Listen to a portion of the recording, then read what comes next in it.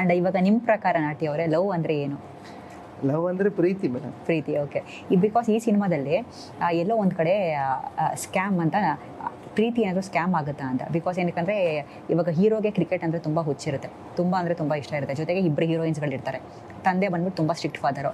ಆಮೇಲೆ ನಂತರ ಹೀರೋಯಿನ್ಗಳಿಗೆ ಸಿಕ್ಕಾಕೊಂಡಿದ್ದ ನಂತರ ಅಂದರೆ ಇವಾಗ ಹೀರೋಯಿನ್ ಪರಿಚಯ ಆಗುತ್ತೆ, ಆಮೇಲೆ ತುಂಬ ಟಾರ್ಚರ್ ಅನುಭವಿಸ್ತಾರೆ. ಎಲ್ಲೋ ಒಂದು ಕಡೆ ಹೀರೋಯಿನ್ಸ್ಗಳಿಂದ ಏನೋ ಸ್ಕ್ಯಾಮ್ ಆಗುತ್ತಾ ಲವ್ ಬಗ್ಗೆ ಅಂತ? ಮೇಡಮ್ ಸ್ಕ್ಯಾಮ್ ಅಂತ ಹೇಳೋದಕ್ಕಿಂತ ಈಗ ಒಂದು ಹುಡುಗನ್ನ ಇಬ್ರು ಹುಡುಗಿರು ಲವ್ ಮಾಡಿದಾಗ ಅವನು ಯಾವ ಕಡೆ ಬ್ಯಾಲೆನ್ಸ್ ಆಗಿ ಎರಡನ್ನೂ ಬ್ಯಾಲೆನ್ಸ್ ಮಾಡ್ತಿರ್ತಾರೆ.